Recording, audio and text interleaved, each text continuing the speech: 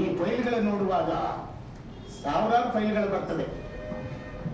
Single ಬರುವಾಗ ನನಗೆ ಗೊತ್ತಾಗ್ತದೆ ಸಾವಿರಾರು ಬರುವಾಗ ಏನೋ ಮಿಸ್ಟೇಕ್ ಆಗಿದೆ. ಇಲ್ಲ ಅಂತ ಹೇಳುದು ನಾನೇನು ಹೇಳ್ತಾ ಇಲ್ಲ, ವಾದ ಮಾಡ್ತಾ ಇಲ್ಲ. ನನ್ನ ಗಮನಕ್ಕೆ ಬಂದ್ಮೇಲೆ ಮತ್ತೆ ನೀವು ಕ್ಯಾನ್ಸಲ್ ಮಾಡಿದೆ. ಯಾರು ಶಿಫಾರಸು ಯಾರು?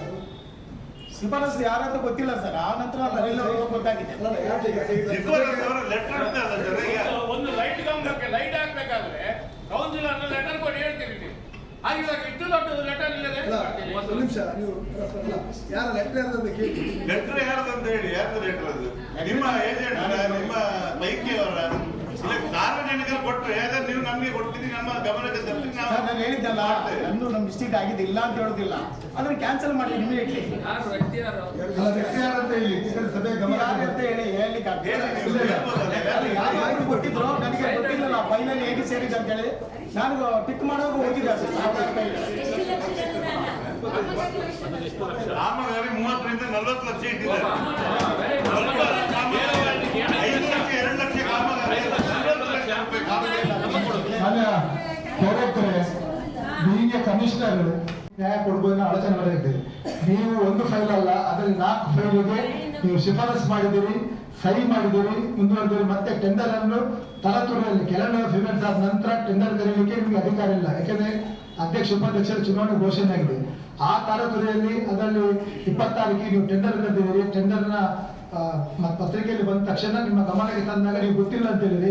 ಮತ್ತೆ ನಾವು ಫೈಲಲ್ಲಿ ಅವರ ಸದಸ್ಯರ ನಮ್ಮ ಗಮನಕ್ಕೆ ತಂದಾಗ ಒಬ್ಬ 3ನೇ ವ್ಯಕ್ತಿಯ ಲೆಟರ್ ಅಲ್ಲಿ ನೀವು ಶಿಫಾರಸು ಮಾಡಿ ಎಸ್ಟಿಮೇಟ್ ಮಾಡಿ ಪೇಪರ್ ಅಲ್ಲಿ ನೋಟಿಫಿಕೇಶನ್ ಏನಾದ್ರು ಮಾಡಬೇಕಿದ್ರೆ ನೀವು ಈ ರೀತಿ ಉತ್ತರ ಕೊಟ್ಟರೆ ಸುಮ್ಮನೆ ಫೈಲ್ ಬರ್ತದೆ, ನಾನು ಕಣ್ಮುಚ್ಚಿ ಸೈನ್ ಆಗ್ತದೆ ಅಂತ ಹೇಳಿದ್ರೆ ಅದರಿಂದ ಈಗ 15 ತಿಂಗಳ ಆಡಳಿತದ ಅಧಿಕಾರಿ ಅವಧಿಯಲ್ಲಿ ಈ ಎಲ್ಲ ಕಡತಗಳನ್ನು ಪುನರ್ ಪರಿಶೀಲನೆ ಮಾಡಬೇಕಾದ್ರೆ, ಯಾಕೆಂದ್ರೆ ಇವರು ಯಾವುದಕ್ಕೆ ಎನ್ಒಸಿ ಕೊಟ್ಟಿದ್ದಾರೆ, ಯಾವುದಕ್ಕೆ ಇದೇ ರೀತಿ ಕಣ್ಮುಚ್ಚಿ ಸೈನ್ ಹಾಕಿದೆ ಅಂತ ಹೇಳಿದ್ರೆ ನಾಳೆ ನಮ್ಮ ನಗರಸಭೆ ಕಟ್ಟಡದ ಬಗ್ಗೆ ಕೂಡ ಸಂಶಯ ಬರ್ತದೆ. ಇದನ್ನು ಕೂಡ ಯಾವ್ದು RTC ಚೇಂಜ್ ಮಾಡ್ಲಿಕ್ಕೆ ಸೈನ್ ಮಾಡಿಕೊಟ್ರೆ ನಾಳೆ ಬಾಲಕತ್ವ ಕೂಡ ಬರಲಿಕ್ಕೆ ಸಾಧ್ಯತೆ ಇರ್ಬೋದು. ಅದರಿಂದಾಗಿ ಈ ರೀತಿಯ ಉತ್ತರಗಳನ್ನು ತಾವು ಕೊಡಬೇಡಿ. ಯಾರು ಕೊಟ್ಟ ಪತ್ರ ಅಂತ ನೀವು ಸಭೆ ಗಮನಕ್ಕೆ ತರಬೇಕು.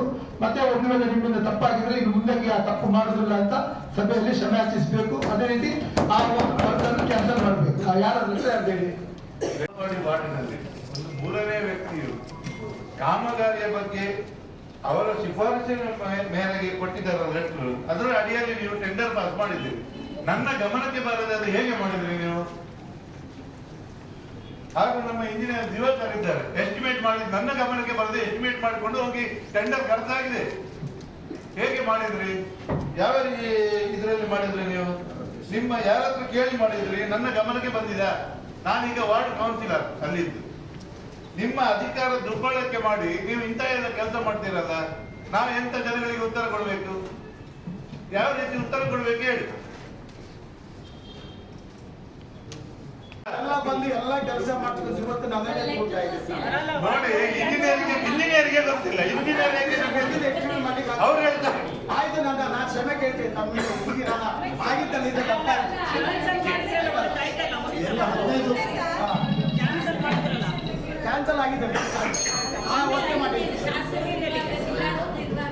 ದಿನಾಂಕ 28/24ರಂದು ಟೆಂಡರ್ ಪ್ರಕಟಿಸಲಾದ 15 ಸಂಖ್ಯೆ ಕಾಮಗಾರಿಗಳನ್ನು 27/8/24 ಪ್ರಕಟಣೆಯಂತೆ ರದ್ದುಗೊಳಿಸಲಾಗಿದೆ.